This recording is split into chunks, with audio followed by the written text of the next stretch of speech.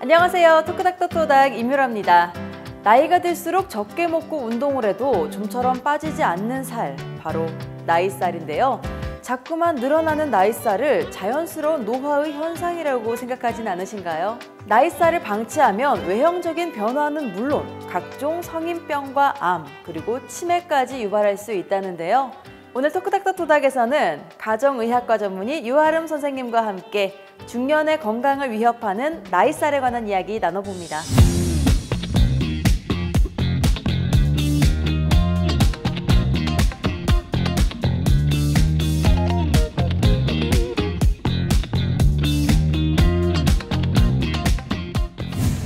선생님 안녕하세요. 안녕하세요.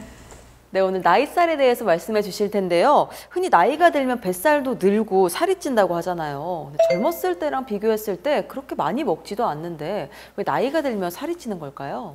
특별한 생활 습관의 변화가 없이 나이가 들어도 쉽게 체중이 늘어나는 이유는 호르몬 분비의 변화와 기초 대사량 감소 때문입니다.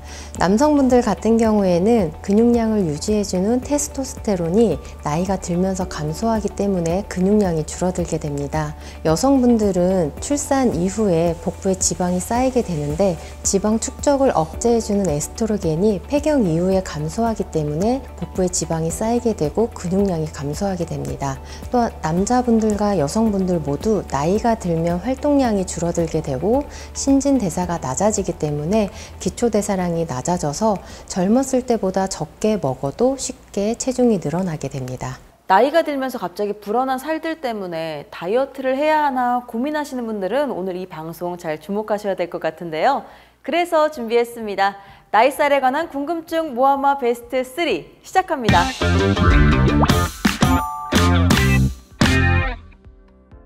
네, 첫 번째 궁금증 확인할게요. 젊어서 찐 살과 나이살은 다른가요? 이런 궁금증인데요. 살이 다 똑같지 않을까 하는 생각이 들긴 하는데 다른 점이 있을까요? 네, 다르다고 보시면 됩니다. 체중이 늘어나는 이유는 나이 불문하고 우리가 활동량에 사용하는 칼로리보다 섭취하는 칼로리가 많기 때문에 체중이 늘어나게 되는데요.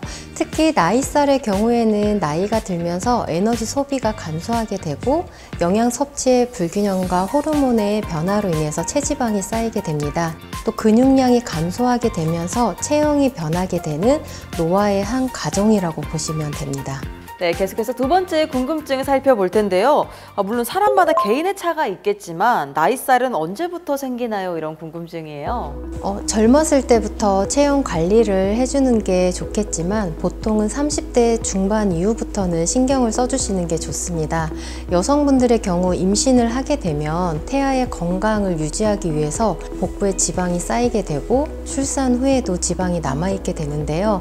방치하게 될 경우 나이가 들면서 복부에 지방이 잘 쌓이게 되는 체질로 변하게 되면서 체중의 감량이 어려우실 수 있습니다. 네, 계속해서 세 번째 궁금증 살펴보겠습니다. 나이살은 왜 잘 안 빠지나요? 이런 궁금증인데요. 사실 젊었을 때는 2, 3일 정도만 덜 먹어도 살이 쉽게 빠지잖아요. 나이가 들어 찐 살은 좀처럼 빼기가 어렵다. 이렇게 주변에서 많이들 말씀하시는데 대체 왜 그런 걸까요? 앞서 이야기했듯이 나이가 들면서 신진대사가 떨어지고 근육량이 감소하면서 기초대사량이 낮아지게 됩니다. 이러한 상태에서 음식물 섭취를 줄이게 되면 우리 몸에서는 에너지원으로 근육에 있는 단백을 사용하게 되면서 근육량이 감소하게 되는데요. 그렇게 되면 다시 기초대사량이 낮아지게 되는 악순환이 반복하게 됩니다. 결국 나이가 들면서 식사량을 줄이는 다이어트는 큰 효과가 없고 오히려 요요 현상을 만드는 살이 더 잘 찌는 체질로 만들 수가 있습니다. 네, 나이살에 관한 궁금증 좀 해결되셨나요? 지금까지 궁금증 모아모아 베스트 3였습니다.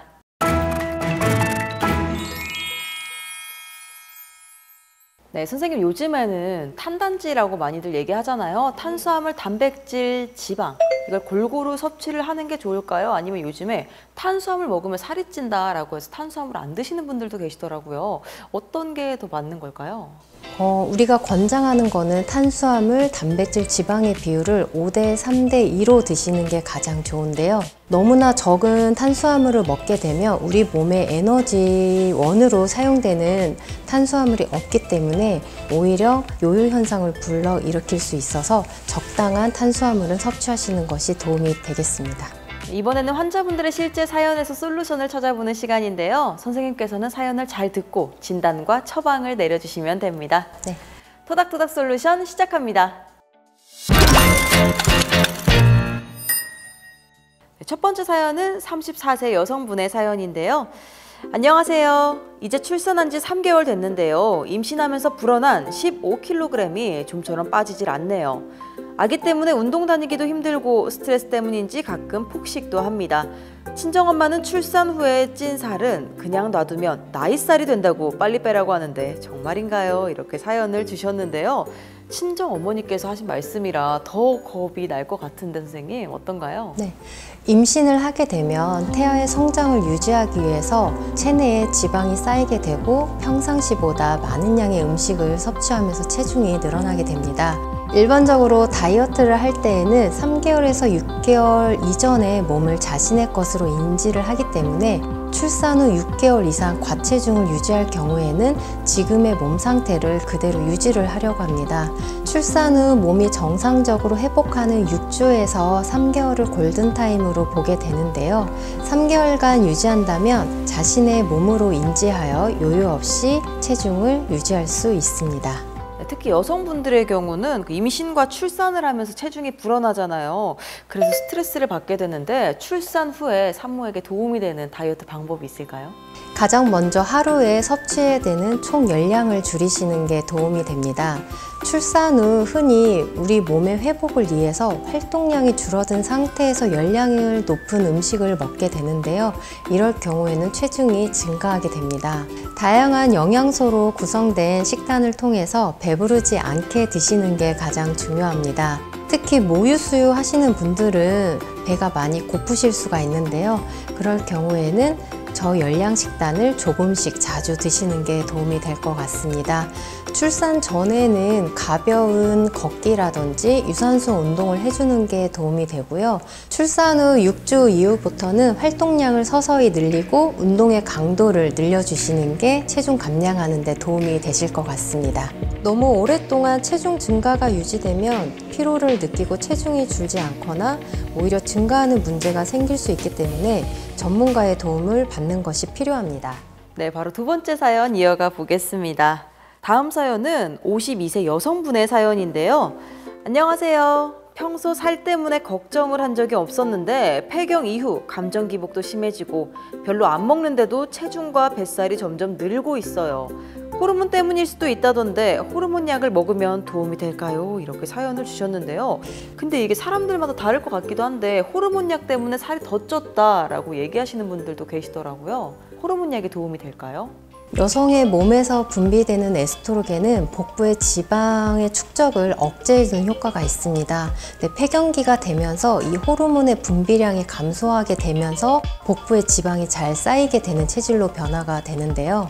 이러한 증상을 치료하는 가장 기본적인 방법이 호르몬 보충요법인데요. 신체 증상을 완화시키고 기분을 안정시키면서 복부 비만을 막는 데 도움을 받으실 수 있습니다. 하지만 개개인마다 효과와 부작용이 있기 때문에 전문의와 충분히 상담하시고 치료를 받으시는 것을 권유드립니다. 갱년기 증상으로 살이 찌게 되면 건강에도 영향이 있을 것 같은데요. 특별히 어떤 질환을 조심해야 할까요? 갱년기 이후에는 고혈압, 당뇨, 고지혈증, 복부 비만의 총집합제인 대사증후군의 위험성이 높아지게 됩니다. 체중이 증가하면서 무릎에 무리가 가게 되고 관절통이 유발하게 되는데요. 주변의 연골이 약해지면서 관절염의 가능성이 높아지게 됩니다. 조기에 치료하지 않으면 수술까지 진행할 수 있기 때문에 체중 감량이 1차적 치료입니다. 많은 도움 되셨나요? 지금까지 토닥토닥 솔루션이었습니다. 이번에는 저희가 직접 거리로 나가 시민들과 함께 퀴즈를 풀어보는 시간인데요. 건강상식 능력고사 시작합니다.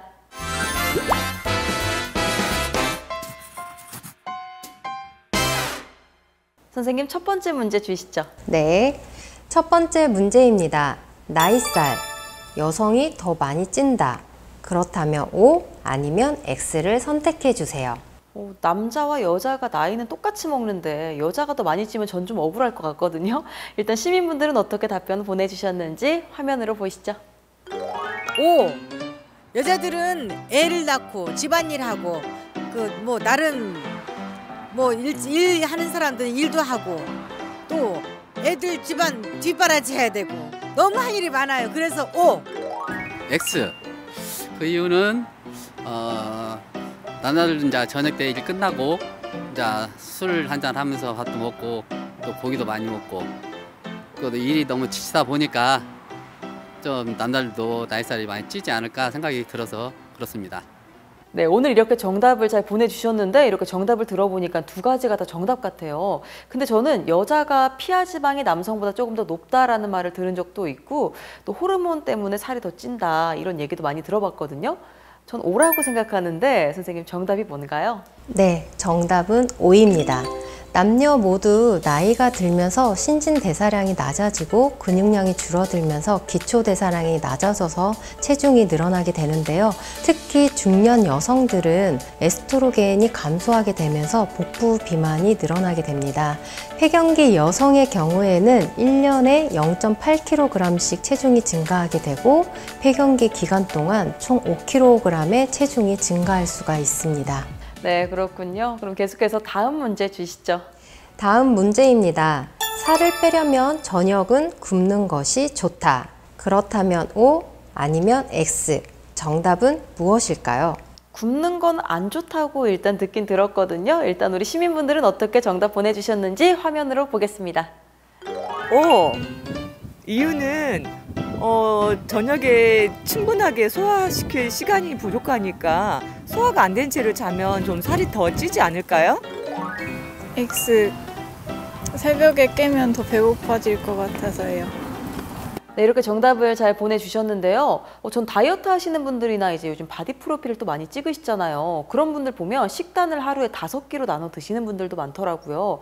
그래서 굶는 다이어트는 좋지 않다라고 또 생각을 하고 있긴 한데 X가 정답 같거든요. 정답은 X입니다. 단순히 음식을 줄이는 다이어트는 성공하기가 어렵습니다. 기초 대사량이 낮은 상태에서 음식 섭취량이 줄어들게 되면 근육량이 감소하게 되고 다시 기초 대사량이 낮아지는 악순환이 반복하게 되는데요. 그렇게 되면서 체중이 빠지지 않게 되면 스트레스를 받게 돼서 오히려 요요 현상이 오게 되어 체중이 더 감량되지 않게 됩니다. 중년 이후에는 감소하는 근력을 유지하기 위해서는 단백질 식단이 필수적이고 절식하거나 채소만 섭취하는 다이어트는 도움이 되지 않습니다. 원푸드 다이어트 경우에도 충분한 영양 섭취가 되지 않기 때문에 오히려 몸에 무리가 올 수가 있습니다. 네, 시청자분들은 정답 많이 맞추셨나요? 지금까지 건강상식 능력고사였습니다.